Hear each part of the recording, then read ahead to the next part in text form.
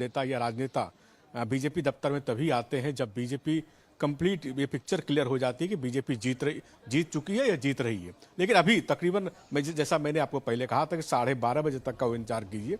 जब तक picture clear हो जाएगा दोनों ही राज्यों में, उसके मालूम हो जाएगा कि सरकार किसकी बन रही है।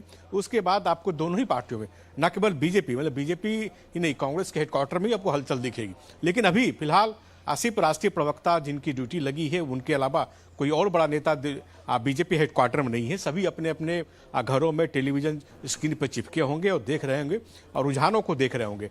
जैसे ही रुझान क्लियर होता है, निश्चित रूप से मानिए कि ये बीजेपी हेडक्वार्टर में हलचल तेज हो जाती है। न केवल बड़े नेता आते हैं बल्कि पार्टी वर्कर्स का भी पहुंचना शुरू हो जाता है। लेकिन अभी चूंकि पिक्चर क्लियर नहीं है और 12:30 बजे तक हमें इंतजार करना पड़ेगा कि जब तक पिक्चर क्लियर नहीं हो जाए तब तक ये दोनों ही हेडक्वार्टर में आपको हलचल तेज होती हुई नहीं दिखेगी। लेकिन अभी यही है कि बीजेपी आश्वस्त है और आश्वस्त का ये प्रमाण मैंने आपको भेजा था कि बीजेपी में सुबह 6 बजे से ही जलेबियां छकनी शुरू हो गई थी और लोग मजा लेना शुरू कर चुके थे। तो जाहिर सी बात इस बार लड्डू नहीं, जो बीजेपी का दावा लड्डू नहीं जलेबियां बटेगी। अब उम्मीद करते हैं कि 12:30 बजे जब पिक्चर क्लियर होगा जिसे बीजेपी ने जलेबियां बटेंगी, शायद उनका जाया नहीं जाए। जी, जलेबियां बननी शुरू हो गई है महाराष्ट्र में, जिस तरह से महायुति आगे नजर आ रही है। हाँ बिल्कुल, अब ज़्यादातर जो टीवी चैनल्स पर रुझान दिखाए जा रहे हैं उसके अंदर महायुति काफ़ी आगे है कांग्रेस गठबंधन से। और लेकिन जैसे कि अभी मैं पहले भी कहा था कि 10 बजे तक तो हमें कम से कम इंतजार करना चाहिए। 10 बजे एक क्लियर पिक्चर आएगी। जहाँ तक इलेक्शन कमीशन की वेबसाइट पर अपडेट हो रहे हैं तो उसकी रफ्तार बहुत धीमी है और इलेक्शन कमीशन की वेबसाइट पर जो आंकड़े हैं वो आधिकारिक हैं और वो ऑथेंटिक हैं। तो मेरे ख्याल में अगर हम इलेक्शन कमीशन की वेबसाइट के हिसाब से देखें तो भी महाराष्ट्र में महायुति बीजेपी गठबंधन काफ़ी आगे है रुझानों में और कांग्रेस गठबंधन काफ़ी उसके पीछे है। झारखंड में ये बराबरी का मुकाबला दिख रहा है और कई टीवी चैनल, दूसरे टीवी चैनल्स पर भी महाराष्ट्र में कांग्रेस गठबंधन रुद्र जी आगे है। भले ही अभी रुझान शुरुआती हो, 10 बजे के बाद कुछ तस्वीर साफ हो पाएगी, लेकिन शुरुआती रुझान जो है वो महायुति के पक्ष में जा रहे हैं। तो इशारा किस तरफ नजर आता है? देखिए, जो अभी तक के रुझान दिखाई दे रहे हैं उसमें ये चीज़ दिखाई दे रही है कि जो वोटिंग परसेंटेज महाराष्ट्र में बढ़े हैं वो बीजेपी समर्थित लोगों के हैं। कारण क्या है कि अगर ये ट्रेंड नहीं होता तो शुरुआती रुझान में भी बहुत तेज़ी से आने लगता है, क्योंकि कभी भी जब वोटिंग परसेंटेज बढ़ता है जिसके फेवर में जाता है वो शुरुआती रुझान में ही दिखाई देता है। जैसे हम बात कर रहे हैं कि लोकसभा चुनाव में बीजेपी की जो चूक हुई है कई राज्यों में, उससे उन्होंने सबक लिया है, क्योंकि बीजेपी का वोटर इस बात को लेकर के अस्वस्थ हो गया था कि मेरे वोट नहीं डालने से भी कोई फर्क नहीं पड़ता है, सरकार बन रही है। इस चीज़ पे अगर बीजेपी ने काम किया है और जो 3-4% वोटिंग परसेंटेज बढ़ा है उसमें से अगर उनकी संख्या ज़्यादा होती है तो मुझे लगता है कि ये मार्जिन ज़्यादा बढ़ता है। कारण क्या है कि जैसे आप देखेंगे महाराष्ट्र में बीजेपी 100 से ज़्यादा सीट पहले से भी जीती हुई है और 149 पे और लड़ रही है। तो अगर बीजेपी अपने परफॉर्मेंस को बेहतर कर लेती है तो उसके सहयोगियों के लिए बहुत आसान हो जाता है। और बीजेपी हमेशा इस बात पर जोर दे रही है कि हमारी सीटें बढ़ें। अगर वो 115-20 सीटें अपने उस पर ला लेती है बीजेपी की खुद की, तो ये आंकड़े और बड़े हो जाएंगे। और बीजेपी ने खास करके इसी चीज़ पे काम किया है, क्योंकि सिंधे ग्रुप असली शिवसेना है या उद्धव ग्रुप है, उससे बीजेपी को कोई ज़्यादा फर्क नहीं पड़ता। दूसरी सबसे बड़ी जो विपक्ष की समस्या है कि उनका लक्ष्य भी यही था कि बीजेपी को 120 या 115 से पहले रोकना है। कारण क्या है कि अगर बीजेपी उतनी सीट के साथ जीत कर आती है तो इनको अपनी पार्टी बचाना मुश्किल हो जाएगा, क्योंकि ये ऑलरेडी पहले से टूट चुके हैं। जरूरी नहीं है कि इनमें दोबारा दो फाड़ ना हो सकता है, क्योंकि आज के डेट में राजनीति में नैतिकता बची नहीं है। कोई भी जो लोग चुन करके आते हैं वो सत्ता के लिए आते हैं। और महाराष्ट्र और झारखंड की समस्या ये भी है कि यहाँ अगले चुनाव फिर आने वाले 4.5 साल बाद आपको लोकसभा में ही दिखने को मिलेगा। तो ये लोगों को बहुत आसानी से सूट करता है। तो ये जो लड़ाई वहाँ थी कि बीजेपी को कम सीटों पर रोकना और बीजेपी को ये था कि हम ज़्यादा सीटों पर जा रहे हैं, और अगर उसने वोटिंग परसेंट अपने लोगों को बाहर निकाल लिया है तो मुझे लग रहा है कि बीजेपी 110 से 120 के बीच अगर आती है तो लगभग 180 तक पहुंच जाएगी। और मुसीबत बाकी लोगों के लिए अपने जीते हुए कैंडिडेट को बचाना हो जाएगा, क्योंकि वो लोग खुद हो सकता है, क्योंकि वहाँ निर्दलीय की जो भूमिका है वो पहले ही अगर आप देखेंगे तो 12-15 हो जाते हैं। वो तो निर्दलीय तो सत्ता के साथ हमेशा जाते हैं। तो इसलिए सरकार बनने के जो दावे अभी तक में दिखाई दे रहे हैं वो बीजेपी गठबंधन को दोनों जगह मुझे दिखाई दे रहे हैं। यानी दोनों जगह दिखाई दे रहे हैं क्योंकि बीजेपी ही बढ़त बनाए हुए है। गोविंद जी, क्या लगता है जिस तरह से दोनों अलग अलग चले गए, शिवसेना और यूबीडी उद्धव की अगर हम बात करें, शिवसेना की बात करें, एनसीपी की, तो जिस तरह से दोनों ये अलग अलग हुए हैं, अलग अलग दलों के साथ चुनाव लड़ रहे हैं, तो ये जो हार जीत होगी आज की, उसमें तय हो जाएगा असली नकली, जनता तय कर देगी कि कौन असली है, किसके साथ गई है जनता। देखिए, असली नकली का जहाँ तक सवाल है वो पहले ही लगभग स्पष्ट हो चुका है, क्योंकि जो संगठन है शिवसेना का, जो वास्तविक संगठन है वो एकनाथ शिंदे के साथ ही था। और उद्धव का जरूर उनको एक तरह से पिता से उनको विरासत में पार्टी की कमान मिली थी, मगर वो संभाल नहीं पाए। और उनके बारे में ये कहा जाता है कि वो कुछ ज़्यादा एक तरह से अहंकार भी एक तरह से उनमें रहता है, तो इसलिए वो बहुत ज़्यादा मिलते जुलते नहीं है। तो शिंदे ने पार्टी पर अब एक तरह से अपना कंट्रोल जो है फोकस किया, और वो उनको पिछली बार जो जब वो उन्होंने दल बदल किया तो पूरा एक तरह से पार्टी उनके साथ आ गई। तो इसलिए मुझे लगता है कि जो रुझान दिख रहे हैं वो भी यही बता रहे हैं कि शिंदे जो है वो असली शिवसेना है। और इसी तरह से अजीत पवार भी है। वहाँ जो है शरद पवार जरूर बड़े नेता हैं, लेकिन अब उनकी जो सेहत है वो बहुत साथ नहीं दे रही है, बहुत बुरी हालत में है। तो इसलिए जो है अजीत पवार जो है उन्होंने भी पार्टी के संगठन पर काफ़ी हद तक अपना ध्यान केंद्रित किया था, और वो जो है अब वहाँ भी आपने देखा होगा कि किस तरह से अजीत पवार जो है आगे बढ़ रहे हैं। तो ये भी एक तरह से मुझे लगता है कि जो एनसीपी है वो भी अजीत पवार के साथ जा रही है। एक बार फिर से डेटा सेंटर चलते हैं, मेरी सहयोगी लगातार जुड़ी हुई वहां से प्रेरणा।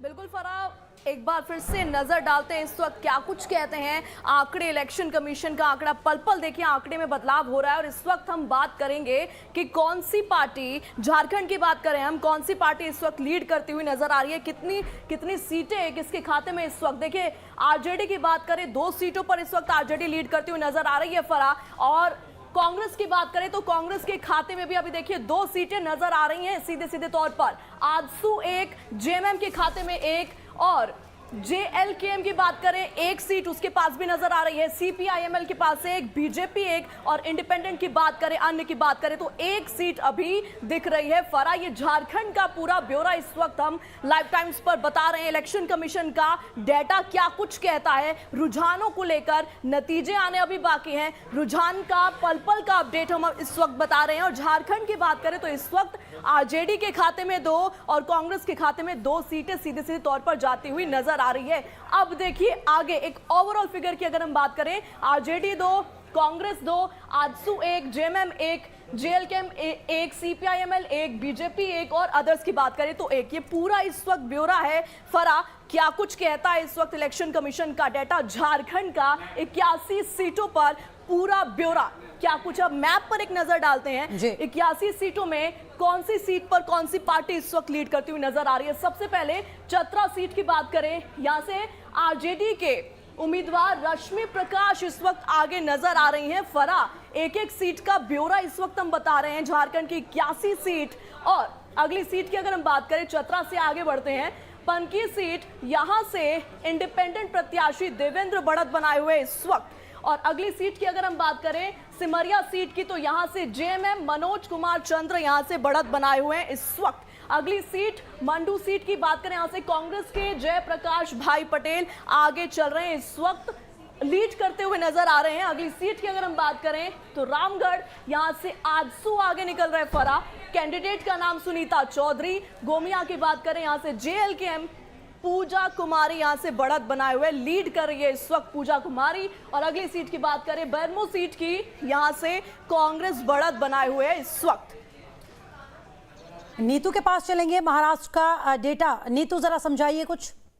महाराष्ट्र विधानसभा चुनाव 288 सीटों की अगर हम बात करें तो इस वक्त रुझान ये बता रहे हैं कि भारतीय जनता पार्टी आगे बढ़त बनाते हुए नजर आ रही है, और 288 में से 147 सीटों के रुझान आ चुके हैं। बीजेपी की बात करें, देखिए 99 सीटों पर लीड करते हुए भारतीय जनता पार्टी इस वक्त नजर आ रही है।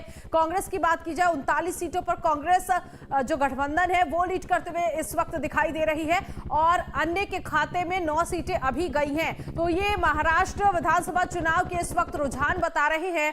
और अगर हम इन रुझानों को देखें इस वक्त, तो भारतीय जनता पार्टी आगे बढ़त बनाते हुए नजर आ रही है। गठबंधन महायुति जो है वो आगे बढ़त बनाते हुए नजर आ रही है। लेकिन इस रुझान में मुझे टीवी स्क्रीन पर एक चीज और नजर आ रही है।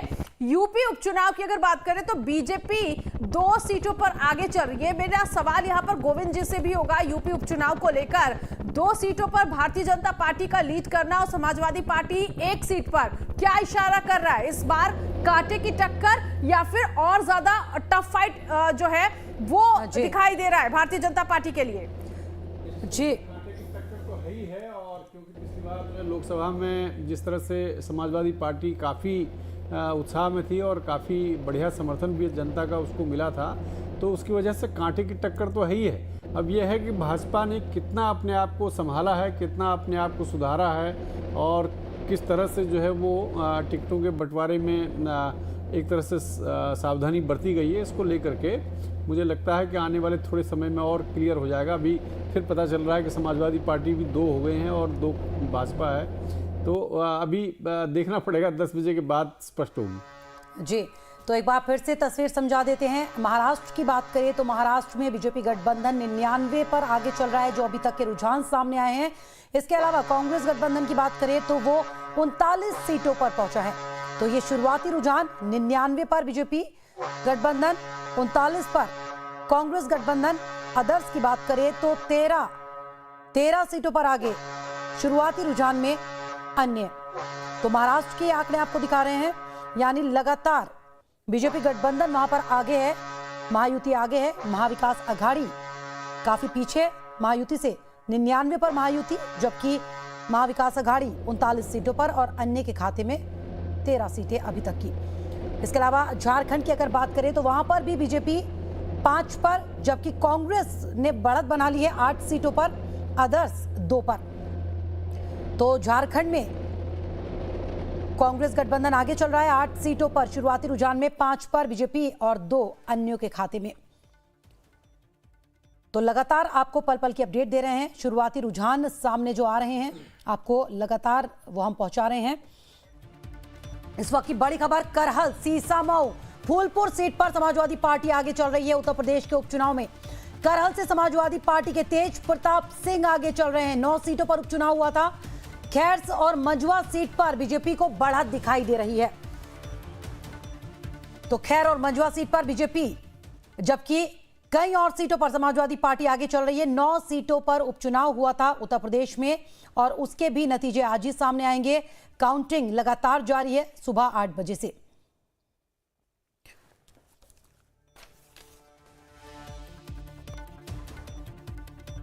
तो यूपी की 9 सीटों पर काउंटिंग लगातार जारी है। हालांकि महायुति आगे चल रहा है। महाराष्ट्र की अगर हम बात करें और कांग्रेस नेता शिल्पी जी भी लगातार जुड़ी हुई हैं हमारे साथ। शिल्पी जी, रुझान आ रहे हैं, हालांकि तस्वीर 10 बजे के बाद काफी साफ हो जाएगी, लेकिन अभी तक 99 सीटों पर महायुति बढ़त बना चुकी है। बहुत जल्दी है। अभी किसी भी रिजल्ट को इवैल्यूएट करने के लिए मुझे लगता है बहुत जल्दी है। अभी कुछ ही ईवीएम खुली हैं और कुछ ही सीटों पर अभी ये चीजें रिजल्ट्स आने स्टार्ट हुए हैं। इंतजार की जरूरत है। हमें पूरा विश्वास है, अभी भी पूरा विश्वास है कि हम लोग ही भारी बहुमत से सरकार बनाएंगे। आपको पूरा यकीन है सरकार बनाएंगे? यूसुफ जी, जिस तरह से ये चुनाव लड़ा गया इस बार, ना तो महायुति की तरफ से ना ही महाविकास अघाड़ी की तरफ से सीएम कैंडिडेट के तौर पर किसी के फेस पर चुनाव नहीं लड़ा गया। देखिए, ये हर चुनाव में हर पार्टी की एक अलग रणनीति होती है। चूँकि वहाँ गठबंधन है, 3 पार्टियाँ एक तरफ हैं और 3 पार्टियाँ एक तरफ हैं जी। और अगर हम पहले बात करें, जो पिछली 2019 में शिवसेना ने बीजेपी के साथ मिलकर चुनाव लड़ा था, उसके बाद उद्धव ठाकरे ने यह दावा किया कि चुनाव से पहले बीजेपी के नेता अमित शाह ये वादा करके गए थे कि अगला सीएम उद्धव ठाकरे को बनाएंगे जी। और उनका कहना था कि भाई चूंकि बीजेपी ने वादा नहीं पूरा किया और उनको सीएम बनना था, इसलिए उन्होंने पाला बदला और वो उद्धव ठाकरे मुख्यमंत्री रहे। लेकिन लोकसभा चुनाव में कांग्रेस सबसे बड़ी पार्टी बनकर उभरी और इस बार वो चुनाव में सबसे ज़्यादा सीटें लड़ रही थी। कांग्रेस में लगातार ये चर्चा थी कि अगर कांग्रेस गठबंधन सत्ता में आता है और कांग्रेस शिवसेना के मुकाबले ज़्यादा सीटें जीतती है तो मुख्यमंत्री पद क्लेम करेगी। 1999 का चुनाव कांग्रेस और एनसीपी ने अलग अलग लड़ा था, लेकिन गठबंधन की सरकार बनाई। उसके बाद 2004 में मिलकर चुनाव लड़ा, 9 में मिलकर चुनाव लड़ा। तब दोनों पार्टियों की तरफ से शरद पवार कह चुके थे कि साहब गठबंधन में हमारी सीटें अगर ज़्यादा भी आती हैं तो भी कांग्रेस को मुख्यमंत्री पद हम देंगे। इधर बीजेपी ने भी, चूंकि बड़ी पार्टी होने के बावजूद, वहाँ एकनाथ शिंदे जो कि शिवसेना से टूट कर आए हैं, तोड़ कर आए हैं शिवसेना को, उनको मुख्यमंत्री बना के रखा। और देवेंद्र फडणवीस जो पहले 5 साल मुख्यमंत्री रह चुके हैं, वो उप मुख्यमंत्री हैं, यानी अपने प्रोफाइल से थोड़ा नीचे जाके वो काम कर रहे हैं। तो ऐसे में बीजेपी का है मानना कि अगर बीजेपी अपनी पिछली परफॉर्मेंस दोहराती है तो निश्चित तौर पर बीजेपी मुख्यमंत्री का पद क्लेम करेगी, ये इसमें कोई शक और शुबे वाली बात नहीं है। तो इसीलिए दोनों गठबंधनों की तरफ से मुख्यमंत्री कौन होगा इसका ऐलान पहले नहीं किया गया है। दोनों गठबंधनों की अपनी मजबूरी है और अपनी उनके लेकिन दावेदारी शुरू हो चुकी है दोनों की तरफ से। अभी इस पर हम आगे बात करेंगे। प्रेरणा के पास चलते हैं सीधे। प्रेरणा, फराज, चलिए अब सीधा अपने दर्शकों को दिखाते हैं कि आखिर इलेक्शन कमीशन का डाटा झारखंड को लेकर क्या कुछ कहता है। झारखंड में कौन किंग मेकर बनता हुआ इस वक्त नजर आ रहा है। देखिए, एक नजर डालते हैं इस वक्त पूरे आंकड़ों पर। ओवरऑल फिगर की बात करें तो बीजेपी इस वक्त 7 सीटों पर लीड करती हुई नजर आ रही है। जेएमएम इस वक्त 5 सीटों पर आगे चल रही है। और कांग्रेस की बात करें तो कांग्रेस के खाते में भी अभी सीधे सीधे 5 सीटें आती हुई नजर आ रही है। आगे चलते हैं, आरजेडी की बात करें तो 3 सीटें इस वक्त, देखिए 3 सीटों पर आरजेडी इस वक्त लीड कर रही है। इलेक्शन कमीशन के डेटा के हिसाब से इस वक्त हम पूरा ब्यौरा बता रहे हैं फरा। और आजसू की बात करें 3 सीट इस वक्त, सीपीआईएमएल 2 सीट, जेएलकेएम 1 सीट और वहीं अन्य के खाते में इस वक्त 1 सीट जाती हुई नजर आ रही है। तो किंग मेकर झारखंड में कौन होगा, धीरे धीरे अब रुझान आ रहे हैं फरा। और पल पल की अपडेट इस वक्त हम अपने तमाम दर्शकों को बता रहे हैं। और इस वक्त देखिए 7 सीट बीजेपी इस पूरे रेस में आगे बढ़ती हुई नजर आ रही है। 7 सीटें इस वक्त, 7 सीट पर लीड कर रही है बीजेपी। झारखंड में 81 सीटों का पूरा खेल है फरा। और आगे चलिए मैप पर एक नजर डालते हैं इस वक्त कि एक एक सीट का ब्यौरा इस वक्त क्या है। पहली सीट देखिए रामगढ़, यहां से आजसू आगे बढ़त बनाए हुए है इस वक्त। अगली सीट की अगर हम बात करें तो गोमिया सीट पे जेएलकेएम इस वक्त लीड कर रही है। और अगली सीट की बात करें हम तो बेमो सीट में बीजेपी इस वक्त बढ़त बनाती हुई नजर आ रही है। तो पूरा इस वक्त क्या कुछ कहता है ब्यूरो इलेक्शन कमीशन का डाटा, पल पल की अपडेट इस वक्त। ओवर टू यू फरा। जी प्रेरणा, तो एक बार फिर से दर्शकों को अपने दिखा देते हैं कि कहां पर पहुंचा रुझानों का ये आंकड़ा। अगर अभी तक की बात करें तो बीजेपी 118 पर, इसके अलावा कांग्रेस गठबंधन 43 सीटों पर और अदर्स 16 सीटों पर। झारखंड की बात करें तो बीजेपी 10, कांग्रेस 15, तो 10 सीटों पर बीजेपी झारखंड में, 15 पर कांग्रेस, और अदर्स की बात करें तो 2 सीटों पर। यह शुरुआती रुझान 10 बजने वाले हैं, जिसके बाद तस्वीर लगभग काफी हद तक साफ होती नजर आएगी। लेकिन जेएमएम और कांग्रेस गठबंधन की अगर हम बात करें तो वो झारखंड में आगे चल रहा है और बीजेपी 10 सीटों पर है, जबकि कांग्रेस 15 पर। जबकि महाराष्ट्र की अगर बात करें तो महाराष्ट्र में महायुति लगातार बढ़त बनाए हुए शुरुआती रुझानों में काफी तेजी के साथ आगे बढ़ती नजर आ रही है। 132 तक जा पहुंचा है महायुति का आंकड़ा। जबकि अगर महाविकास अघाड़ी की बात करें तो 47 सीटें, कांग्रेस गठबंधन 47 सीटों पर और बीजेपी गठबंधन 132 सीटों पर, यानी लगभग आधा आंकड़ा जिस पर कांग्रेस है। अदर्स की बात करें तो अदर्स पर 16। तो शुरुआती रुझान में महायुति काफी आगे। और नीतू महाराष्ट्र के सभी आंकड़े लेकर लगातार बनी हुई है मेरे साथ। नीतू, देखिए महाराष्ट्र 288 विधानसभा सीटें और इस वक्त 100 का आंकड़ा जो है छू लिया है। भारतीय जनता पार्टी महायुति जो लीड कर रही है इस वक्त। जल्दी से बता देते हैं अपने दर्शकों को कि कौन सबसे आगे इस वक्त नजर आ रहा है। देखिए हेलीकॉप्टर हमारा, और भारतीय जनता पार्टी यानी कि महायुति जो है 132 सीटों पर लीड करते हुए इस वक्त नजर आ रही है। इसके साथ ही साथ महाविकास अघाड़ी की बात की जाए तो 47 सीटों पर महाविकास अघाड़ी लीड करते हुए इस वक्त नजर आ रहा है। और अन्य की बात की जाए तो 17 सीटों पर अन्य जो है आगे बढ़त बनाए हुए नजर आ रहे हैं। इस वक्त जो महाराष्ट्र में 196 सीटों के जो आंकड़े आ चुके हैं, ये रुझानों में इलेक्शन कमीशन ऑफ इंडिया के ये जो आंकड़े हैं वो हम अपने दर्शकों को बता रहे हैं कि भारतीय जनता पार्टी ने, यानी कि जो महायुति गठबंधन है, उसने 100 का आंकड़ा पार कर लिया है। यूसुफ जी, एक सवाल में यहाँ पर कांग्रेस जिस तरह से 47 सीटों पर लीड कर रही है, हमने देखा कि जो परफॉर्मेंस कांग्रेस का रहा है लोकसभा चुनाव में, वो विधानसभा चुनाव में नजर नहीं आ रहा। चाहे जम्मू की बात कर ले, हरियाणा की बात कर ले, फिलहाल अभी तो महाराष्ट्र और झारखंड की बात करें तो यहाँ तो रुझान अभी है।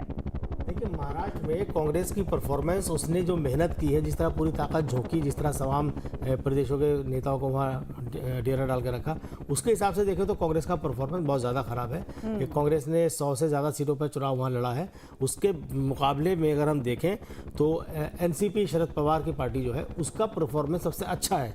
और शिवसेना, उद्धव ठाकरे भी उतना अच्छा परफॉर्म नहीं कर पा रहे। तो जो कि अभी गोविंद जी ने भी कहा था कि भाई लोकसभा चुनाव में ही असली नकली का फैसला हो गया था कि असली शिवसेना कौन है और असली एनसीपी कौन है। चूँकि तो इस हिसाब से अगर हम देखें तो अभी एक बात ये आ रही थी कि कांग्रेस उसी ऑरा में चुनाव लड़ी महाराष्ट्र में कि भाई हम लोकसभा में बड़ी पार्टी हैं और हमें ज़्यादा सीटों पर चुनाव लड़ना है, ज़्यादा सीटें जीतनी, अपना ठीक है। एक वजह जान लेते हैं। शिल्पी जी हमारे साथ है। शिल्पी जी, लोकसभा चुनाव में जिस तरह से परफॉर्मेंस आपका रहा, अभी तक विधानसभा चुनाव में वो परफॉर्मेंस नजर नहीं आया, रीजन क्या है इसके पीछे? नहीं, कुछ बहुत, अभी मैंने कहा ना, अभी बहुत अर्ली है इस पे हम कमेंट करें या किसी भी निर्णय पर पहुंचे। पार्टी ने मिलके चुनाव लड़ा, बहुत मेहनत करी, काफी सारी सीटें गठबंधन धर्म को निभाते हुए जो कांग्रेस का अच्छे कैंडिडेट के बावजूद भी हमने छोड़ी, क्योंकि एक गठबंधन में हमने मिलजुल के चुनाव लड़ा। और अभी बहुत अर्ली है ये कहना कि हम लोग लोकसभा के रिजल्ट्स को मीटअप नहीं कर पा रहे हैं।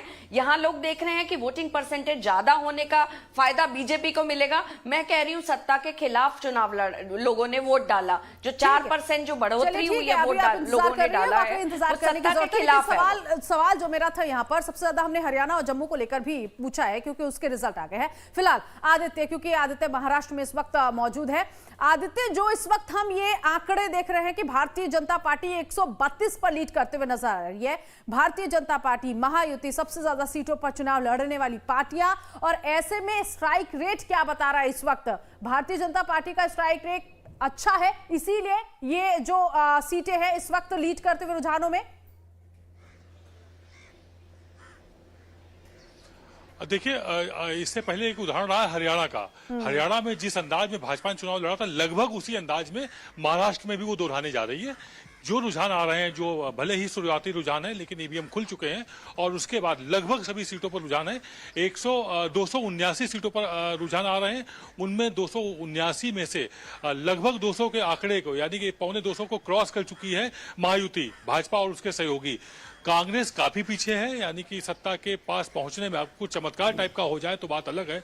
अदरवाइज कांग्रेस और उसके सहयोगी सत्ता के नजदीक जाते नहीं दिख रहे हैं। इसमें रही बात भाजपा की, तो जो हमारे अभी गेस्ट बैठे हुए थे उन्होंने बताया हुआ था कि भाजपा ने स्ट्रेटजी के साथ वोट ऑफ परसेंटेज बढ़ाया। जो वोटिंग बढ़ी है वो भाजपा की ही 4% बढ़ी है, तब जाकर के वो 65% वोटिंग हुई है। और वो 4% जो वोटिंग हुई है उसमें जब आप रिजल्ट देखेंगे तो उसमें भाजपा की जो और उनके सहयोगी की जो जीत होगी वो उन्हीं 4% पर होगी। ठीक है गोविंद जी, ये 132 पर भारतीय जनता पार्टी गठबंधन जो है लीड करते हुए नजर आ रही है। बहुमत के आंकड़े को छूने में अब ज्यादा वक्त नहीं है, लगभग 9 सीटें दूर है, क्या कहेंगे? और दूसरा सवाल ये भी कि यहाँ पर सबसे ज्यादा सीटों पर चुनाव लड़ने का मतलब स्ट्राइक रेट भी बहुत अच्छा, ये फायदा मिल रहा है। और 145 इस वक्त मैं आती हूं आपका रिएक्शन लेने के लिए, लेकिन देखिए भारतीय जनता पार्टी जिस चीज का हम जिक्र कर रहे थे कि बहुमत का आंकड़ा छूने के लिए 9 सीटें पीछे है, या तो देखिए ये बहुमत का आंकड़ा छू लिया है भारतीय जनता पार्टी गठबंधन ने। अब रिएक्शन बताइए गोविंद जी।